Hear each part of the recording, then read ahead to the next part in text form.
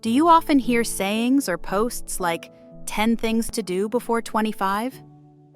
That's because 25 is usually the age when we transition between working and taking care of our family.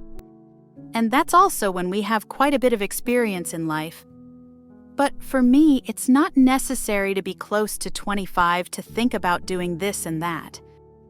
It's never too early or too late to explore future opportunities and learn from your past experiences. I want to share 10 things I learned in 2024. They help me gain more valuable lessons to develop further in the future.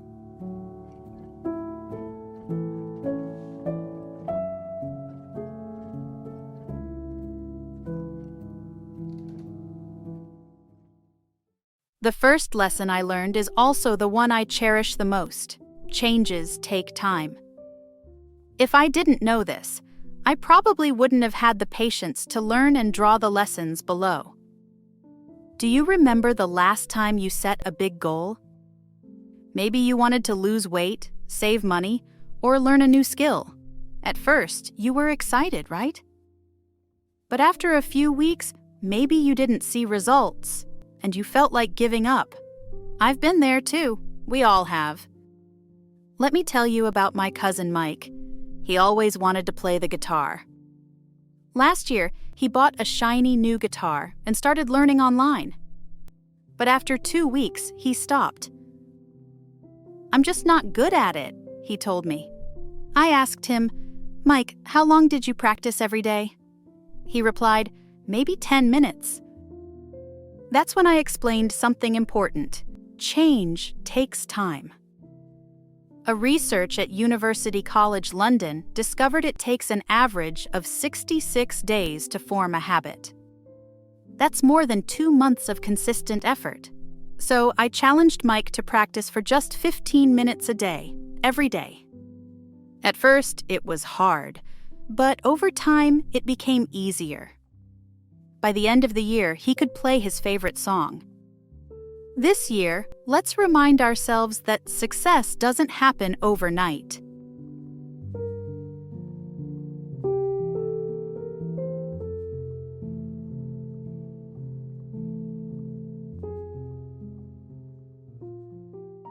Self-care is also a thing worth paying attention to. Have you ever felt like you're carrying the weight of the world on your shoulders? Last year, I had to balance work, family, and personal goals. I thought I could handle everything, but one day, I just crashed. I was so tired that I couldn't even get out of bed. That's when I realized something. If you don't take care of yourself, you can't take care of anyone else. Self-care isn't selfish. It's necessary. For me, self-care started small. I began with a simple habit, drinking a glass of water every morning. Then I added a 10-minute walk after lunch. Over time, these little habits turned into a routine. Research from the American Psychological Association shows that self-care reduces stress and improves mental health. What does self-care look like for you? In 2025, let's make self-care a priority. Because when you're at your best, you can give your best to others. When I think about this past year, the first things that come to mind are not my successes, but my failures. They've taught me lessons that I won't forget, no matter how much time passes. In March, I decided to enter a creative design competition. I spent hours working on my project, doing research, and giving it my best. But when the results came out, my name wasn't on the winners list. I felt so sad, and even wondered if I should stop trying altogether. Then I remembered something I read once. Failure is just a chance to start again, but smarter this time. Instead of letting failures stop me, I decided to learn from it. I realized my designs were missing some details that the judges wanted, so I joined a smaller competition to try again. This time, I improved in the areas where I failed before, and I won second place. Failures aren't the end of the road. They're steps that help us grow. Every mistake teaches you something valuable. If you're scared of failing, you might miss your chance to improve. Think about your own failures this year. How have they helped you grow? Write them down, and you'll see that even your mistakes have made you stronger.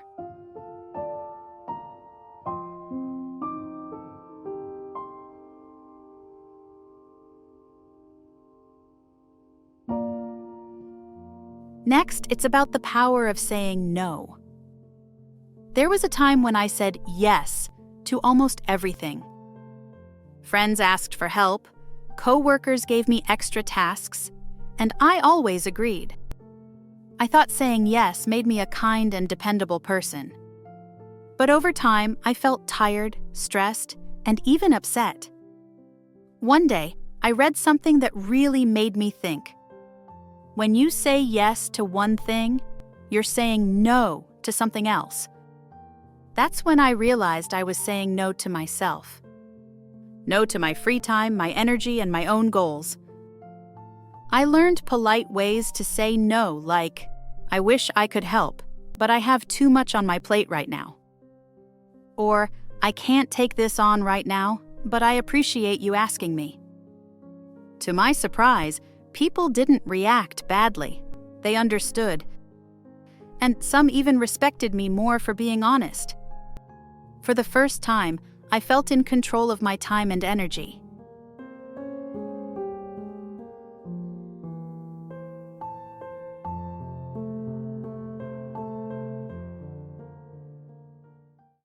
Gratitude has a quiet but powerful way of transforming how we view life.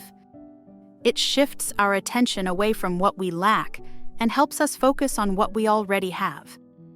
Even on the hardest days, there are reasons to feel thankful. The key is learning to look for them.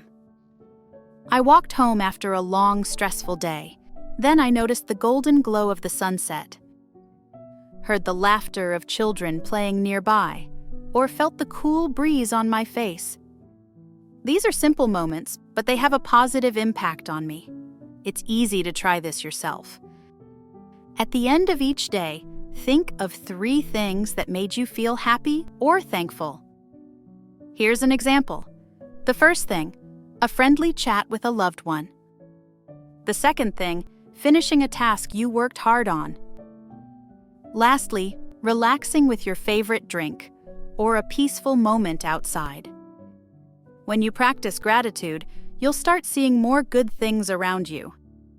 It also makes your relationships stronger.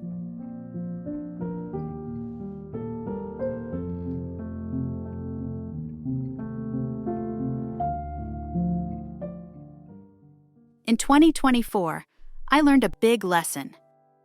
People matter more than things.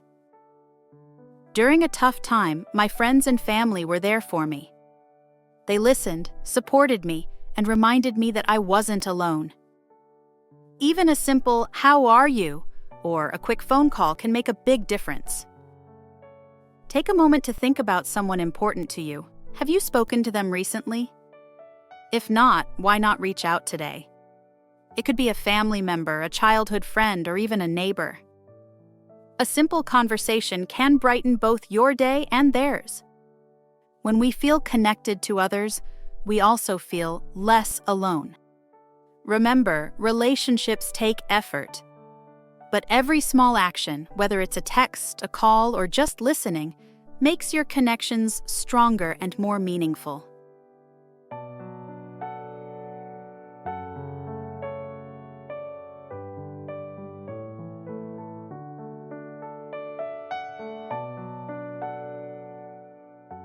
Have you ever thought about digital detox? If not, I believe you need to think about it now. How much time do you spend on your phone? For me, it was too much. I was scrolling through social media for hours every day, but it didn't make me happy.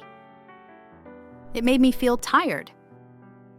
So I decided to take a digital detox.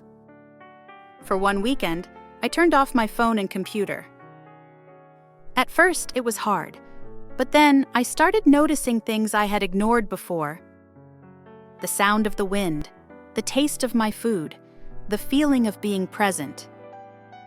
In 2025, let's try spending less time on screens. Use that time to do something meaningful, like reading, cooking, or talking to someone you love. You don't have to quit social media completely. Just set limits. For example, turn off notifications or decide to check your apps only twice a day. These small steps can help you feel more in control and less stressed.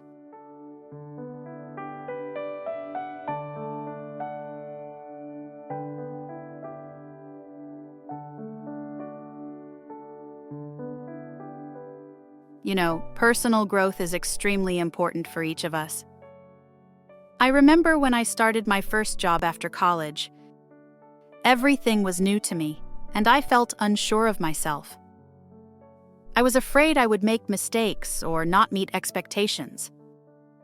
But as I kept learning and asking questions, things started to make more sense. Eventually, I became more confident in my role. And what once seemed impossible became routine. Growth happens when we step out of our comfort zones. It's like exercising. You don't get stronger by doing nothing. The more you challenge yourself, the more you grow. Every challenge, no matter how hard, teaches you something valuable. You don't need to be perfect. Just take small steps. Celebrate every bit of progress and keep moving forward. Growth might not always feel easy, but it's always worth it.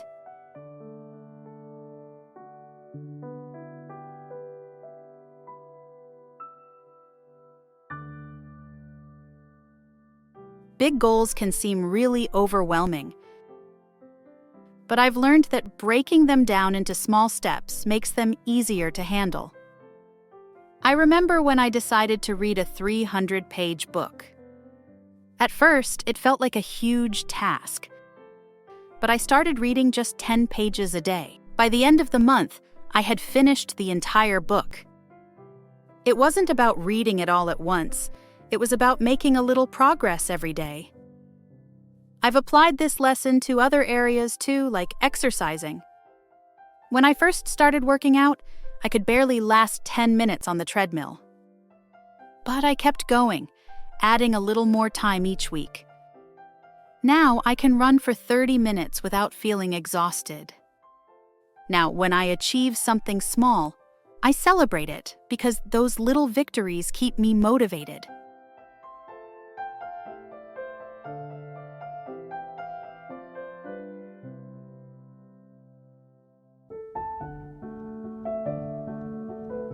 The last thing I've learned in 2024 is every day is a new opportunity. I used to think that every day had to be perfect, but I've realized that every day is a chance to do something new. One day, I decided to try cooking a new recipe. It wasn't perfect, but I was proud of myself for trying.